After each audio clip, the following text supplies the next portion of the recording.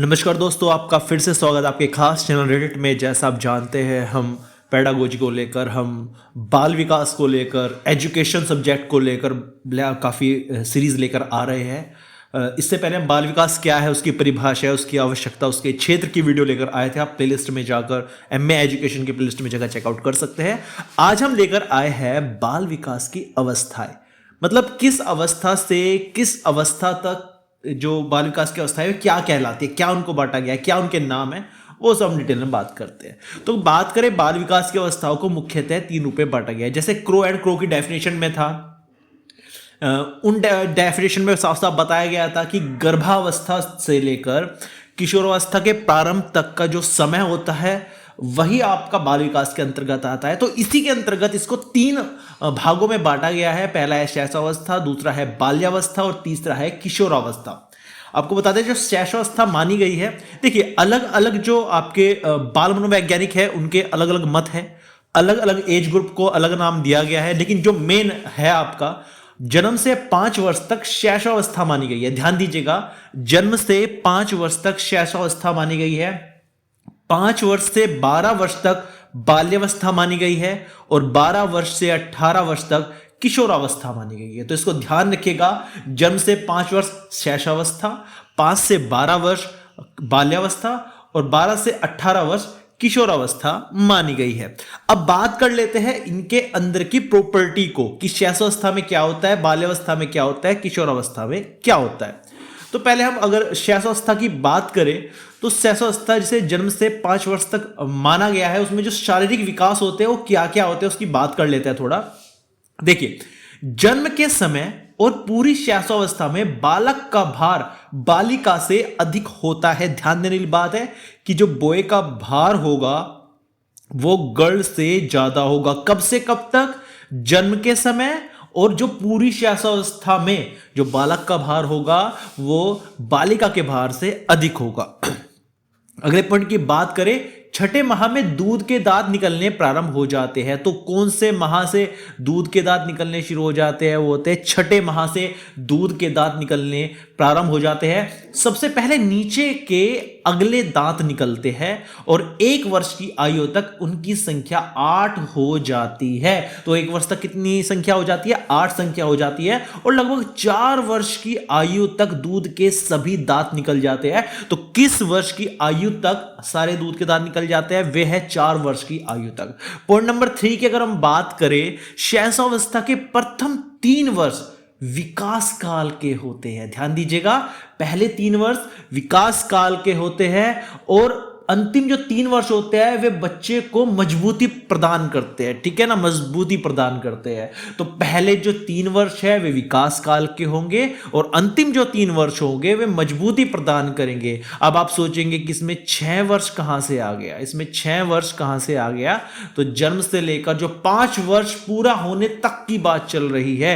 मतलब 0 से लेकर 1 वर्ष का 1 हो गया वर्ष, फिर 1 से 2 तक का 2 वर्ष हो गया, फिर 2 से 3 तक का आपका 3 वर्ष हो गया, फिर 3 से 4 तक का आपके 4 वर्ष हो गया, 4 से 5 तक का 5 वर्ष हो गया और 5 के अंत तक जब छठा नहीं लगता जब तक वो आपका 6 वर्ष हो गया। तो यहां तक यानी 5 वर्ष के अंत तक आपका क्या होगा? ये शैशवावस्था कहलाता है। पॉइंट नंबर 4 की बात करें तो इस अवस्था में बच्चे कल्पना जगत में रहते हैं। कल्पना जगत में इमेजिनेशन पावर बहुत बढ़िया होती है, बहुत अच्छी इमेजिनेशंस करते हैं इस अवस्था में बच्चे। चलते हैं अगले बाल्यावस्था की तरफ। तो जो बाल्यावस्था है वो आपकी 6 वर्ष से प्रारंभ होकर 12 वर्ष तक चलेगी। यानी 6 वर्ष की शुरुआती दौर से शुरू होकर 12 वर्ष तक चलती है। यानी कि 13 जब शुरू होता है, जब 13 लगता है तब तक ये चलती है। तो कमाल की बात है, सबसे इंपॉर्टेंट पॉइंट आ चुका है। पहला पॉइंट बहुत इंपॉर्टेंट है, जीवन का अनोखा काल किसे कहा जाता है? बाल्यावस्था को कहा जाता है। बहुत महत्वपूर्ण पॉइंट है और काफी एग्जाम्स में पूछा गया है कि जीवन का अनोखा काल किसे कहा गया है? बाल्यावस्था को कहा गया है। दूसरे पॉइंट की ओर चले, प्रथम 3 वर्षों में, मतलब 6 से जब 9 वर्ष का बच्चा होता है, शारीरिक विकास तीव्र गति से होता है और बाद के 3 वर्षों में इस विकास में स्थिरता आ जाती है, मतलब वो तीव्रता नहीं रहती। पहले 3 साल में तो बहुत तीव्र गति से विकास होगा और उसके बाद के 3 वर्ष में नेग्लिजिबल विकास होता है, वो एक स्थिरता, एक कॉन्स्टेंटनेस आ जाती है। पॉइंट नंबर 3 की बात करें, 9 या 10 वर्ष की आयु तक बालकों का भार बालिकाओं से अधिक होता है।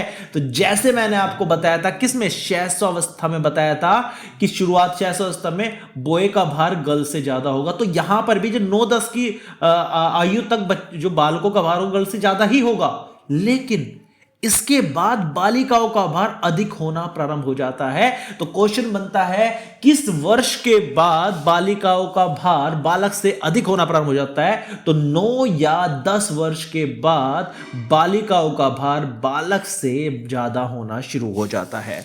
बात करते हैं चौथे पॉइंट की। बाल्यावस्था के आरंभ में दूध के दांत गिरने लगते हैं और उनके स्थान पर स्थायी दांत निकलने लगते हैं। 12-13 वर्ष की अवस्था तक सभी स्थायी दांत निकल जाते हैं। तो 10 वर्ष से, यानी कि 6ठे वर्ष के आरंभ से दूध के दांत गिरने शुरू हो जाएंगे और स्थायी दांत आने शुरू हो जाएंगे, और 12-13 वर्ष की अवस्था तक सभी स्थायी दांत निकल आते हैं। तो ये थी बाल्यावस्था में शारीरिक विकास किस प्रकार का होता है। बात करें किशोरावस्था की, तो कमाल की बात है, ये इसमें इंपॉर्टेंट पॉइंट 2 ही आ चुके हैं, बहुत बढ़िया पॉइंट आ चुके हैं। जीवन का सबसे कठिन काल, देखो अनोखा काल तो था आपका बाल्यावस्था, और कठिन काल आपका हो गया किशोरावस्था।